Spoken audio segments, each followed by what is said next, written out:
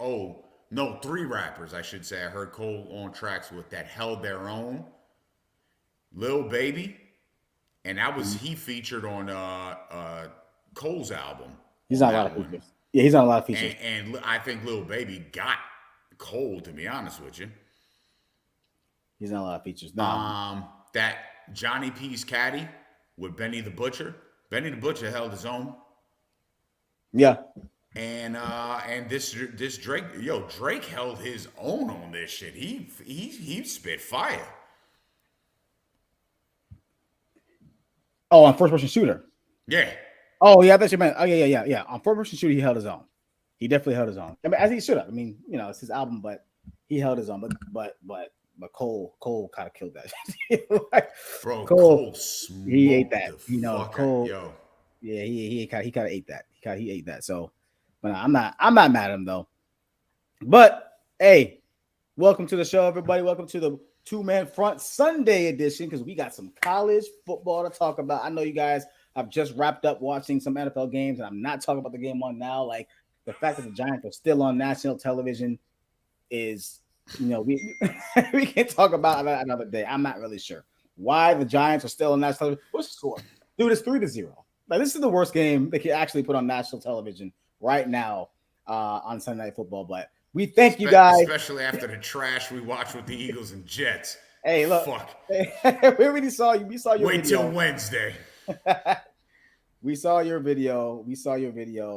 And I can't wait till Wednesday because both undefeated teams did fall. But we're not talking about that today. We're talking about some college football. So go ahead and leave your comments in the comment section below. Please, whether you watch us now, whether you watch us when it's recorded, leave your comments. We really, really love seeing your comments. It really helps us it really helps us engage you guys in the show, and it really makes the show a lot more fun. Also, subscribe to our channels, our individual channels, particularly Bias Sports with Stephen Fogbeck, of course, myself, Ryan Drew with BZ Sports and Entertainment, on Facebook, on Instagram, the whole line, Twitter, LX, whatever you want to call it. And of course, follow our YouTube page. Go ahead and click that, use your phone, QR code that, and follow YouTube page. We can see all of our content that we have over the last few weeks. So we're going to get right into it. Week 7, college football review. And this is like our forte. I can't believe this is our first college football show because, we're known as the college football guys, right? We're known as a draft guru here. So our first college football show, hopefully it's not our last for a long time because we love talking college football on here. So week 7 was wild.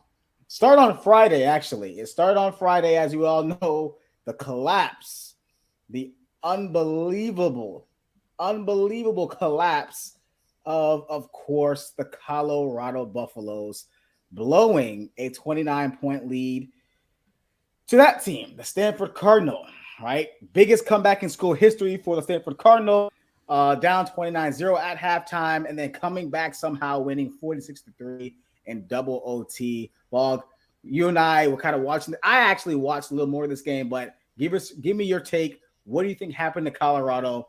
And before I ask you the next question, what's next for them? What's next for them is they're playing for their bowl season life at this point. That's basically it. They don't have an easy schedule coming up. Arizona's a very tough out. They were a very tough out for USC. They were a very tough out, if I'm not mistaken, for Utah as well. I think they still got Washington State on their schedule as well as Utah. Colorado is not in good shape. They needed this W, especially after that performance last week where they should have beaten USC. They had an opportunity to come back and beat USC. So this was just an absolute collapse, and I'm not blaming Dion either. You can criticize him all you want. At the end of the day, I saw what you saw. I went to bed after it was 29-7. When I woke up the next morning, I was like, what? Hold on a second. My son was like, Dad, I want breakfast. Breakfast is going to have to wait. I need to see what the fuck happened here because we went to sleep and this game was wrapped up. And I turned around and I went back watching the previews of the game, watching some of the highlights, and I'm like, This defense got completely complacent. They just didn't. They thought they had it in the bag, and it's one of those situations. We've talked about it in sports with basketball, football. When you settle, when you relax, it's hard to flip that switch back to where you were at when you were cooking, and they couldn't switch it back. They tried to offensively, defensively, they never got on a rhythm at all. They just kept getting torched. And it's a shame because the offense brought the offense was holding it down. Sanders, the way he played, Shador, listen, he didn't have a bad game. 33 of 48, 400 yards, 5 touchdowns to 1 pick. He did not have a bad game at all. That defense failed Colorado in this game. This is a game they should not have lost, and this is going to hurt their bowl chances going forward. Yeah, so let me get some of these comments that I'm not sure who this is. As Facebook user, maybe Foggy will help me out and let me know who it is. I gotta let you guys know before the show. Sometimes you guys can also, in order for us to see your name, all you have to do is click on the StreamYard. You'll go to a link. It'll give you a link, and then you'll be able to see your name. I know your name is not Facebook user, so I'll give you some instructions on that next time. But this person makes some good points, and if you want to tell us your name real quick, let us know so I can shout you out. I don't know if this is the same person, but he says I blame Dion, which is interesting. I would like to get some more insight of that. I think I know where you're coming from. I'm ready for the can't criticize Dion shit to be over with, which I find interesting because I don't think Dion is not subjected to criticism. He definitely is, right? For me, if anything, I criticize Deion Sanders for playing his best player, Travis Hunter, both sides of the ball after Travis Hunter didn't play for like 2 or 3 games. As you can see, he's getting cooked. Travis Hunter's a very good football player. I don't really know exactly where he's better at. People are saying wide receiver. I think he can play DB. I think he can find DB. Maybe a little small for it, but I think he can play DB. But he's getting cooked, man. It's his first game back by by that Stanford receiver number 13. I felt like Dion should have done something else. Either double this guy. There's no adjustments made. None. They just kept going back to him. And then that was it. And that's the whole issue with the defense. So that's one thing. This guy also said Warriors have I don't think you mean the Buffaloes have a Golden State Warriors issue. Don't know how to keep the foot on the pedal in the fourth quarter. I agree. They can't run the football, though. Like, we can't run the football. You're not going to win a lot of games. Well, you can win a lot of games, but you're not going to be able to close a lot of games. The games are always going to be close because you're going to have to pass, and keep that clock running. And that's what happened. You kept giving Stanford chances. I don't even know what the possessions were. Let me go see the time of possession. It was 30-29. There you go. 30-29. It's just one of those things where like they could not run the football. I think you said this. Shador Sanders was the leading rusher. Dylan Edwards he rushed for 37 yards, and he was their leading rusher. 37 yards. Dylan Edwards, the 5-star running back who decommitted from Notre Dame and went to Colorado, 7 carries, 33 yards. Now he's a very talented back, but that offensive line just isn't very good. He's not moving any piles, right? So, there's a lot of issues going on with Colorado. This person also says, I like this one. The team doesn't know how to function without pressure and can't operate with success. That's interesting, right? That's interesting because it does seem like they do play better under pressure when they're down because they can pass though. Like when they're down and they can pass, and when passing is the best part of your offense, you're gonna be able to do that well.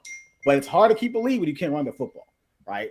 And I do know what you mean. I like that. Can't operate under success. We'll see. We'll see. I think they're gonna win the next game. We'll see what happens next. And they are early in this, and maybe they do think they're better than they are, but I feel like you kind of have to be. We only won one game last year, one football game last year, and you're winning 4. You have 4 now. I believe that 4 wins now, 3 or 4 wins. Like your chest is gonna be a little out. Like you're going to have a little bit of confidence. So you need confidence. Deion Sanders' his whole career was built off confidence. Yeah. So he's instilling that in his players. I'm okay with that. I'm really okay with that. And Oliver, I appreciate that, man. I appreciate those insights. But they got their butts kicked. That's just the bottom line. Colorado got their butts kicked in the second half, especially they were outscored, I believe, 46-14, which is unbelievable, including overtime. An unbelievable number. But look, shout out to Stanford, though. Let's give Stanford some credit. I especially want to give that wide receiver some credit. His name is, I hope I'm saying it right, Alec Ayaminer had 13 catches, 294 yards, and 3 touchdowns. Now, look, I don't know what his draft stock is. Everyone saying his draft stock has gone through the roof. I don't know. Remember that Colorado State wide receiver who went off on them as well? Yeah. Remember him? So, like, I don't know how good these guys are because anybody who goes against Colorado is eaten. It's going to eat, whether you're a running back or a receiver. So it's really hard to go. But shout out to him. Shout out to Stanford, which is like, down the street from me. Shout out to them. And this is a huge win from on the road in Colorado. But man, what a bad loss. But real quick, I'm going to go through the games real quick. Colorado right now, their record is 4-3. Okay.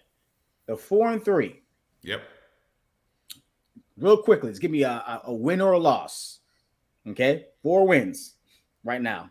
Next game they play, it is going to be, it's going to be at UCLA. Win or loss? I'm saying there's an L. Okay, so 4-4. All right, next game is Colorado State is coming to them. Win or loss? I'm taking an L there too. I apologize. Oregon State. Yeah. So an L? Loss. Yeah. All right, 4-5. All right, Arizona. I'm going to give them the W there because they're at home. Okay. Yeah, I will too. I will say that. So that's 5-5. So they need one more win between Washington State and they end it with Utah. Do they win either one of those games? The way their defense is playing, I might have to say no. I think they might lose both those games. Washington State's going to be, I don't think they beat Utah. Arizona and Washington State are going to be the keys for them to have a bowl game. They got to win those 2 games. They lose those 2 games, lose one of those 2 games, they're screwed. Because I don't think they're beating UCLA, Oregon State, or Utah. So you don't think they're going bowling this year? No.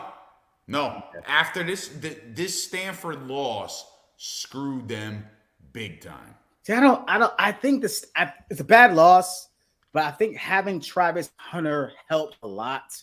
He is a difference maker. And I want to read this real quick. I haven't seen this video. I'm not sure who said this, but he may not have the speed to play corner. And if he's their best cover guy, I would agree with that. I don't really know. I think Travis Hunter can play both ways. I think he's fine. But I do somewhat agree to that. He doesn't really have the I guess you could say recovery speed, possibly, right? But I still think it's too early to tell. He's still super young. He's only a sophomore. We'll see what happens. I do believe he needs to choose, though. I do think he's going to have to choose. I think that's going to happen as they start getting more guys in. They're going to start getting guys. They have to choose. But I do want to say this though: how the hell are the ticket prices at Oregon State game $225 starting ticket prices there? Then Arizona's starting ticket prices is $16.57. Oh wait, for Colorado? What, Colorado? Yeah, Arizona? Colorado. I mean, $225 to $16.57. I'm looking to do it. I want to finesse it if I can. I would love to go to the Washington State game out in I think it's Pollen or whatever. Pullman? Yeah. I would actually like to go out there. I got a friend out there. I'm like, you know what? I might want to go see this game. $65 is reasonable starting ticket price. It's not bad. It's not bad. No, that's not bad. You might want to take advantage of that. You might want to because I think the what's what we're looking for? The aura of Colorado has kind of taken a step back, especially since they lost to Oregon, USC, and now Stanford. The aura has kind of taken a step back. The ticket price is not going to be as much anymore. So now's a good time to go. Now we took 2 weeks ago. No, 2 weeks ago, absolutely not. But now I think it's a good time to go. But yeah, I look at the schedule right now. I see 6-6. I think they lose to UCLA, lose to Oregon State, beat Arizona at home in Colorado. I think they can steal a victory in Pullman, and then they're going to lose to Utah at home or on the road in Salt Lake City. So that gives them 6-6. So I think they can pull, and that's what the realistic thing was. That's what it was. That's what the realistic record everybody thought. Yeah. 5-7, 6-6. So it makes a lot of sense. I think the way they started, the how quick they started and how it happened, people were like, "Oh my God, they might be the real deal." And it's like you got to understand, this whole team. This is a brand new team. Mm-hmm. Like the transfer portal created this. This was like, yeah, hey, I mean, out with the old, in with the new. These guys are brand new. They need to gel. This is a learning year for both the coaching staff and the players. And I think people, because of the way Dion is, took to that as, and there's hot start was like, oh, they're great. This is why I hate preseason rankings.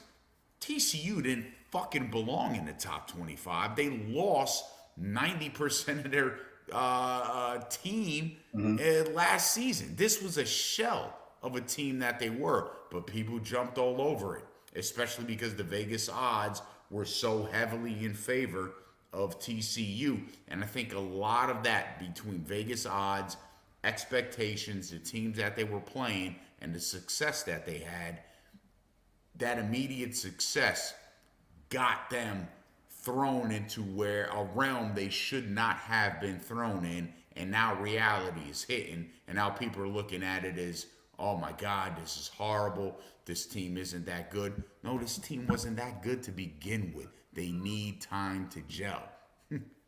Yeah, man. Pretty much, this is a team that was put together literally overnight, over the summer, transfer portal. They especially defensively, they look like a team that there's no continuity. There's no they're not gelled yet, right? You can tell on defense, right? They're missing a lot of help on defense, especially in the front four.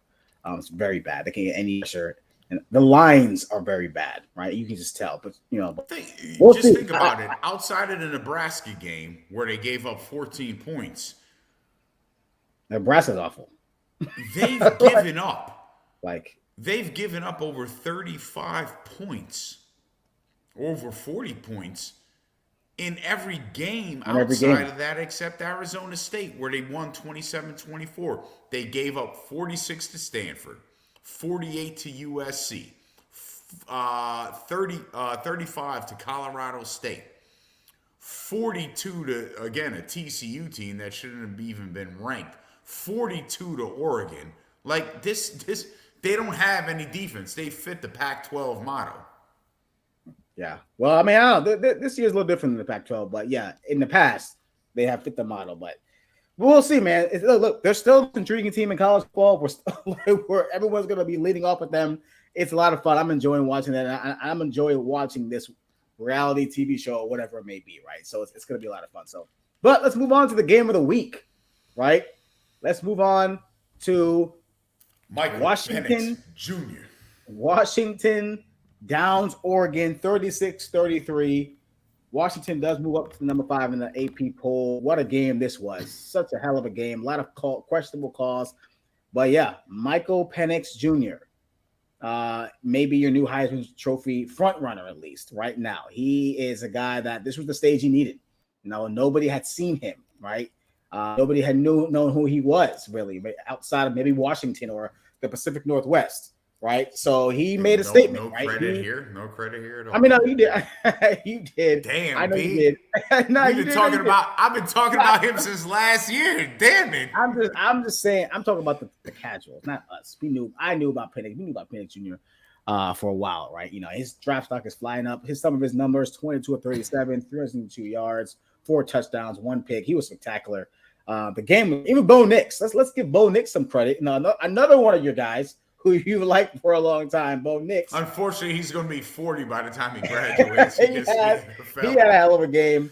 Bucky Irving had a hell of a game as well. Overall, good game, but let's face it. This game, the tide turned when Danny Lanning decided to go for it on fourth down in the middle of his own field, in the middle of the Yes. field, and did not get it. Right. And they gave the ball to Penix Jr. short field and allowed them to score for the go ahead score. Right. And people are arguing with me about like, oh well, if he would have gotten it, it would have been a great call. No, it wouldn't have been. I don't care. Had he have gotten it, it still would have been a bad call. He was just would have been lucky enough to get it, right? And the play call wasn't great either, right? So, but this is one of those it's a back and forth game.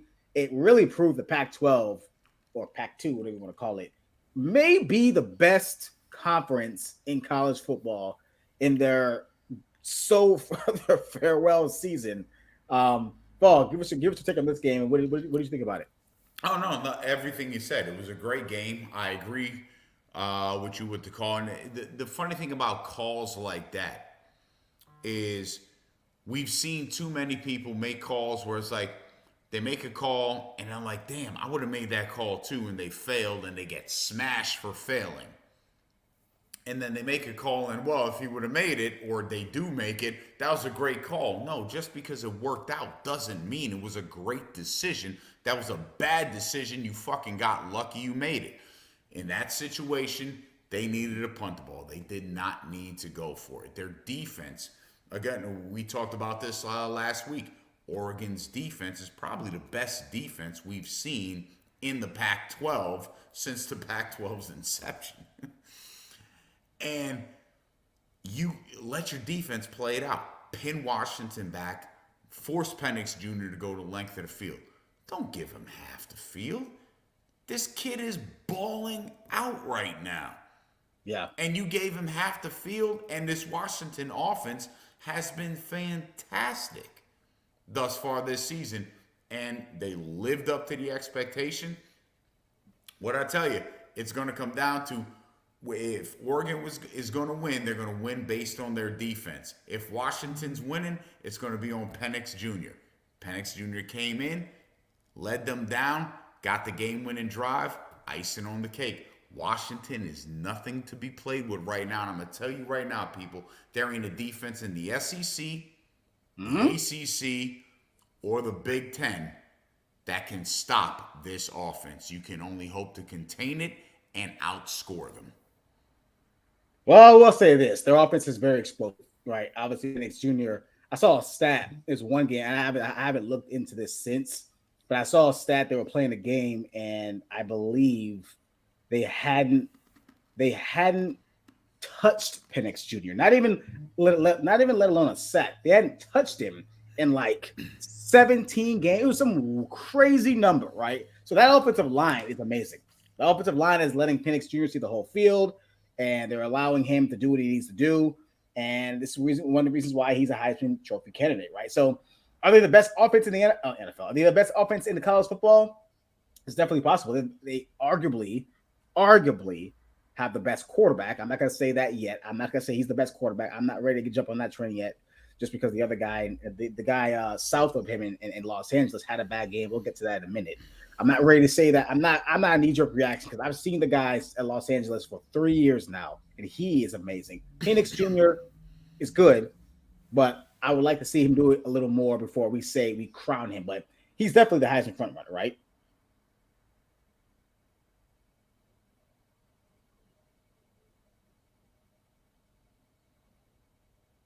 Well, can you hear me? Yeah, I can hear you now. No, I say he's the Heisman frontrunner, right? Yeah, I get with this win, he would be the Heisman frontrunner. I'd still take Caleb Williams over him. To be honest with you, I'm not. I'm not knocking Caleb for this performance. Again, I said this before, and I'll say it again. Even though he had a bad performance, we'll segue right into it. USC doesn't have a defense. These guys could. We talked about it last week. They can't stop anything. Yeah. They can't stop anything. Just give me the football. I could run through their defense at this point. Yeah. You and I could if they those what were those memes that would come out? Could you run for 10 yards again? Yeah, I could. You could too.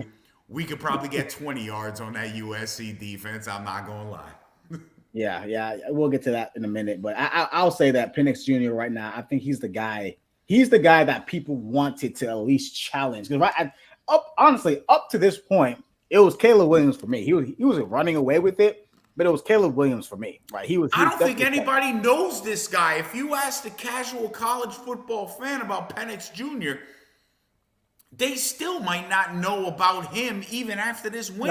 I think they know him now. It was I believe it was a nationally televised game. It was at like 3:30, so it wasn't like in the wee hours of the morning.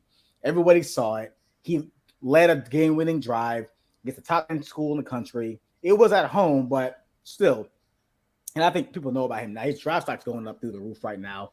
They're talking about him being a top 15 pick. I mean, before the season, they're talking about him being a second to third round pick. Now they're talking about him to be the top 5 pick. I like him. I think he's in a pretty good system. I think his offensive line is incredible. So But his release, watch him. He gets rid of that ball quick. He gets rid of the ball pretty quick. That's one of the things that people love to see, and that's one of the things that people rave about him. He gets rid of the ball really quick. There's no waste in motion. Yes, we see that. But yeah, I mean, as it pertains to the Heisman, I really think people were waiting for Caleb Williams to have a game like he did against Notre Dame, and we'll segue right into that. Right, Notre Dame rolls USC in South Bend, 40-20, and Caleb Williams arguably had his worst game as a collegiate quarterback. He was 23 of 37, 199 yards, 1 TD, 3 picks, and 2 of those picks were just bad throws. They were just bad throws. He was just kind of doing too much. We're so used to seeing him doing that and completing them, but it was just one of those games where he just couldn't do it. And USC's not a team built to come from behind because they can't stop anybody, right? So they either got to keep the game close to let Caleb Williams perform his magic, or what happens is they get blown out, and that's what happened when their best player has a bad game. They get blown out. So, but I think this was the game people were waiting for Caleb Williams to have, and here's why. I think people want to see how Caleb Williams responds to this. Let's see how he responds to this game in the next game. I'm not sure who they play next. I'll look it up in a minute. But I think Penix Jr. right now, I think people want to give it to Penix Jr.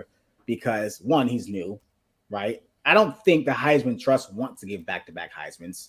If they could avoid it, they will avoid it because they just don't want to do it. But I think Caleb Williams is on his way. And I think based on how far USC fell in the AP plot, I don't know what they were. What were they, like number 10, like 8 or 7, something like that, or 9, something like that? They fell to 18. I think people were ready for USC to fall, and they did. Well, I'm going to put out my top 10 tonight, but I didn't have USC in my top 10 as of last week. So, yeah, I like this comment. I do like this comment. I do have something to say about Lincoln Riley. So a team takes on the personality of the coach. Lincoln Riley doesn't even defend his decisions, much less the other team. I'm going to say this. I think Lincoln Riley is pretty overrated as a head coach.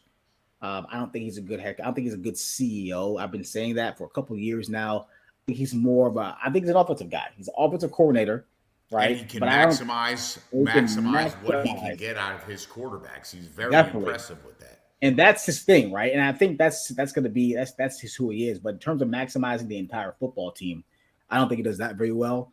Alex Grinch, why he's still there, I have no idea. He brought him over from Oklahoma. Like you actually did Oklahoma a favor by taking him away from Oklahoma and bringing him to USC. So their defense is now ass now. And Oklahoma looks better. Oklahoma looks better on defense. So it's not a coincidence, right? Then they got Brett Venables, right? So it's, Lincoln Riley to me is somewhat overrated coach of a head coach. I think he'd be a great offensive coordinator. I just don't think he's a great leader because he doesn't really seem he has a grasp on how to either recruit defenders or how to get guys to play harder defense. I mean, you're the coach, so like you need that's kind of comes from you, right? If it's not coming from Alex Grinch. Another comment is I thought it was over last week against Arizona. He carried, but I have to think about it after this. I have to think about it after this game. He did carry them to that victory. But I don't know if you know. I know this is. I watched a lot of this game. Right, here's the thing. If you go back and watch that Arizona game, you can tell Arizona was letting him score because Arizona wanted the ball back. One of the ball back because they knew they can score against USC. Yeah. So that's something that Arizona wanted. Arizona wanted the ball back. They did not want them to like waste any more time. Arizona wanted the ball back. That's how bad your defense is when the defense of the other team is saying, "Hey, let them score," because we know we're gonna run down the field or march down the field against these clowns, right? So, but yeah, and their defense is pretty. It's why I don't kill Caleb Williams for his performance against Notre Dame. Notre Dame actually has a formidable defense. Yeah, Their offense is a big problem. And when you look at Washington, you look at Oregon. that's true too. Let's be honest. Between Washington and Oregon, we might have in the first 2 rounds the most Pac-12 players drafted Yo, that we've seen in I don't know last 2 decades. it's so ironic. This is the last hurrah for the Pac-12, and this is the best the conference has looked. I don't even know Yep. how many top 10 teams they have right now, but let me just count them up real quick. How many top 5 or top 25 teams they have? One, let's see. Let's just count up real quick. 1 Oregon, 2 USC, 3 Oregon State, 4 UCLA, 5 5 Washington, Utah. Okay, so that's 6 right 6 there. yeah, there's 6 right there. 6 top 25 teams, and they're all. It's amazing. It is amazing that this is the last year. Colorado would have been there if they won. Had they have beaten Stanford, they definitely would have been, and that would have made 7 teams in the Pac-12 ranked at this point, man. But yeah, I mean, it looks like it's funny you say that Washington can beat anybody. I don't not really sure about that yet. I'm not quite sure. People are just literally sleeping on Georgia right now. Oh, And I'm no. like, Listen, I was just going to say Georgia might be that one team because people forgot Georgia. After last week, Georgia and Michigan. yeah, I think Michigan's still the best team in the country, but don't sleep on Georgia. People slept on Georgia, and Georgia's like, hey, Kentucky, oh, really? They're going to be a challenge? Whack, mollywop them off the football field. No. Michigan. So I'm glad we agree with that because when I come out with my top 4 today, not today, but when I come out this week, I'm gonna tell you right now, Michigan's gonna be number 1. They're the number 1 team in the country. Absolutely. They should be ranked number 1, but they're not because Georgia is still undefeated. So you got to respect Georgia in that way. But if this is the year right here, this is the year Michigan Wolverine fans have been waiting for. They have their quarterback, they have their running back, they have their defense, they have the coach, they have everything they need. Ohio State's kind of down this year. They're not really the same team. Their defense is horrendous, but they got arguably the best player in the country in Marvin Harrison Jr., but they don't have the quarterback throw to him. So, yeah, I mean, Michigan, if they can't win it this year, then I'm not really sure. Washington has a history. They're going to lose a game they got no business losing. Well, I mean, we'll see. I said the same thing about Oregon. I knew Oregon was going to lose a game. I've been telling people are so high on Oregon and they beat Colorado to death. I get it, but I said Oregon is going to Oregon at some point.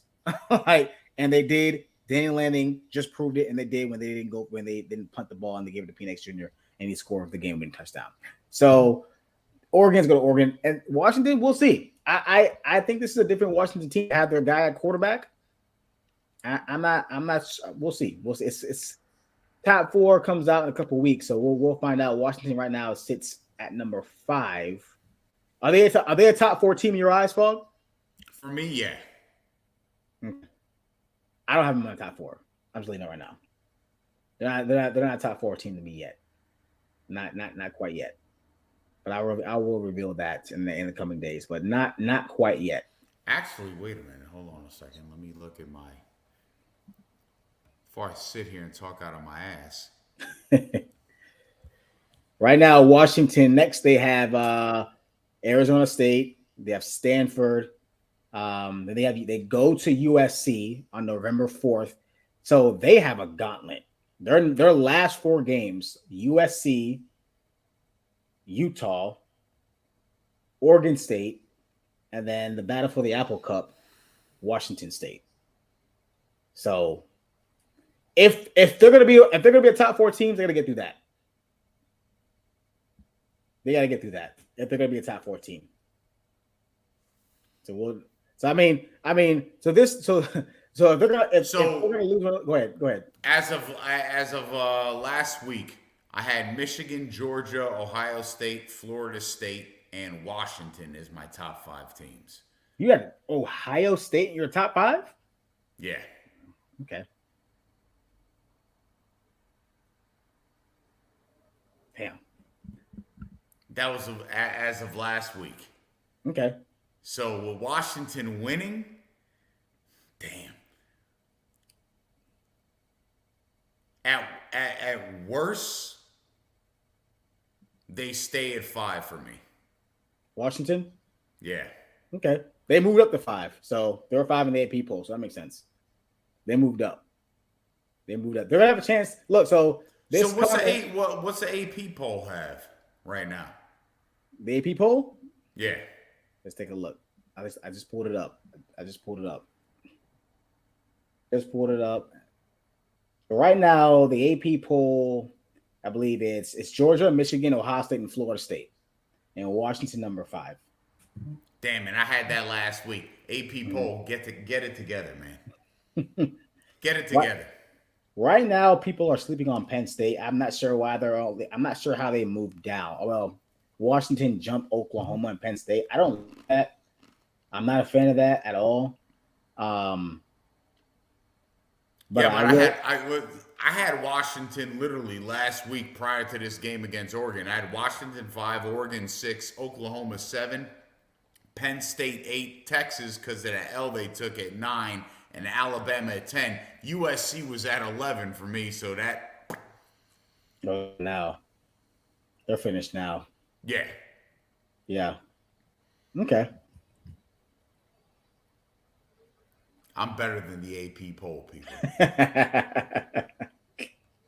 Well, what I was gonna say to this poll or to this post right here, if they're gonna lose a game, if Washington's gonna lose, if they're gonna lose one of those weird, it's gonna be against Stanford or it's gonna be against who else do they play? I think I don't know who was it. Let me look. They play Stanford. They play Arizona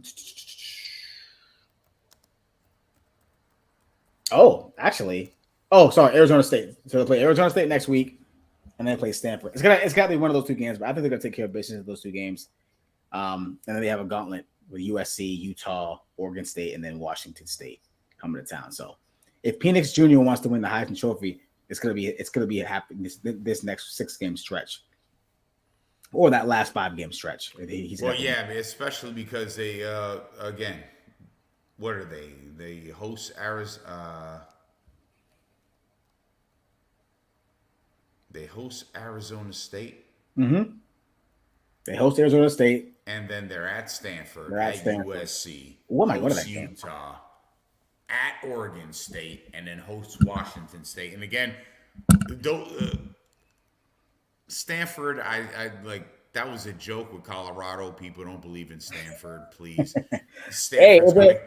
Stanford and Arizona State are going to get smoked. The gauntlet is going to be those last 4 fucking games of the season where you got USC, Utah, Oregon State, and Washington State, because they are all going to play you tough because they're all playing for the same.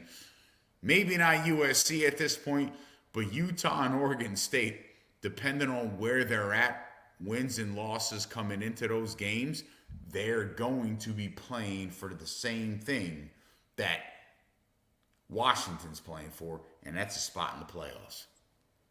I just want to respond to this dude who said Michigan's schedule is weak.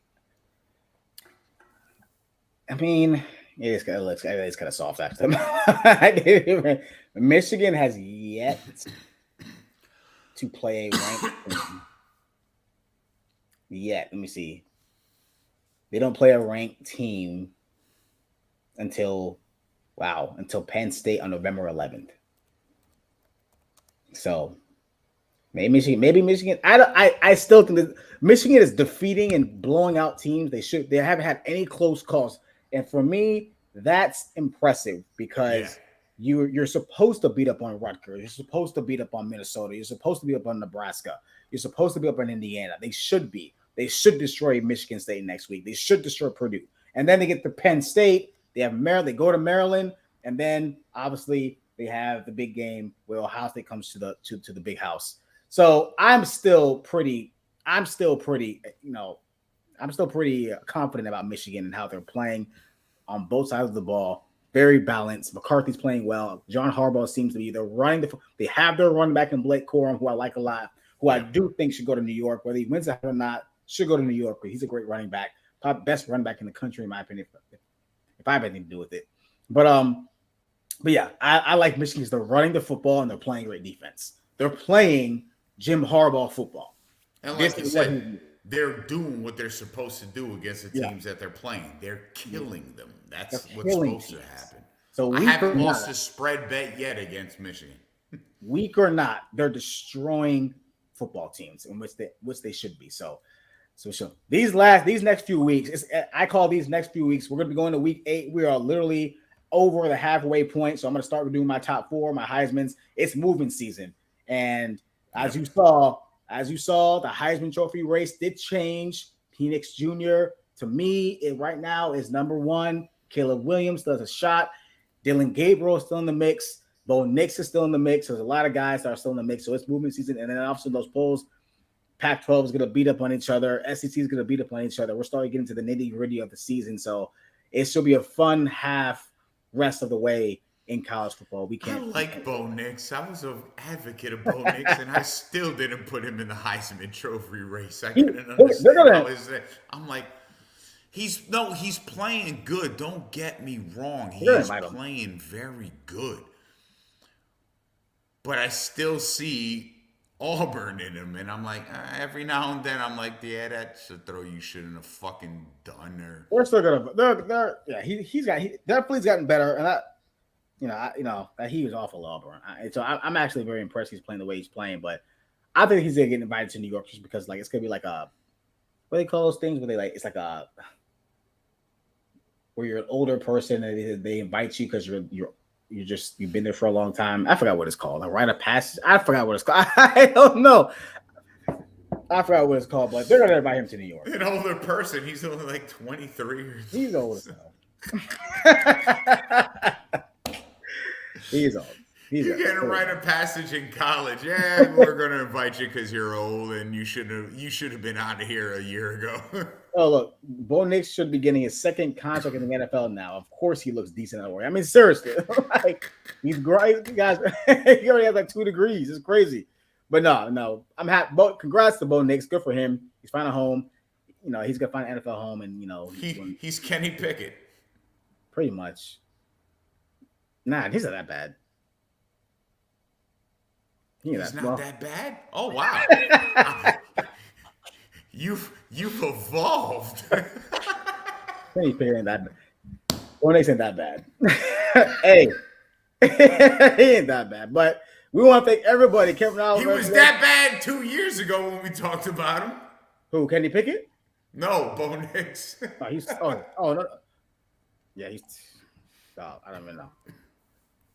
We want to thank everybody for joining us today. Really, really, what? Bo Nix, Chris Ricks hit the. Don't. First of all, okay, I don't know who this is. It's probably Kevin Oliver. Do not. Maybe no Chris Ricks slander on this internet. Not while I'm here. Not the same person. No way. Not the same person. Not even close to the same. Chris Ricks could actually ball. Chris Ricks was a baller. Bo Nix was not. Absolutely not.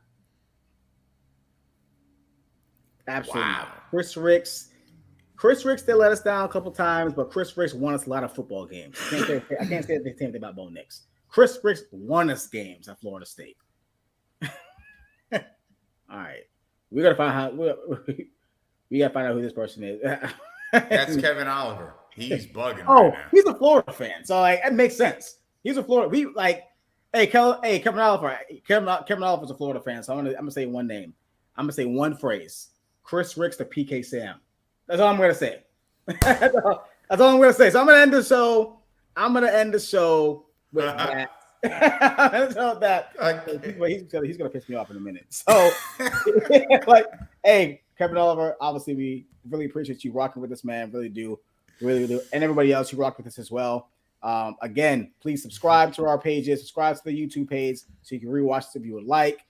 Leave comments when you were here. Leave comments below if you rewatch it if you would like to. We'll be back on Wednesday at 6:00 talking about the reviewing this past week of the NFL. So get ready for Fogg's rant because he apparently hates everything Eagles right now. So God, you guys are going to be get ready for that rant coming up. I've provided rants the last 2 weeks. I got another one coming this week. The NFL keeps giving me material. 2-man front, 6:00 Wednesday, NFL review. We'll see you guys there. You guys enjoy the rest of your Sunday night. And okay, I want to see the score of that trash game, but it's not out there. And we'll see you guys next time. I'm going to go watch Netflix now. I'm not watching that goddamn game.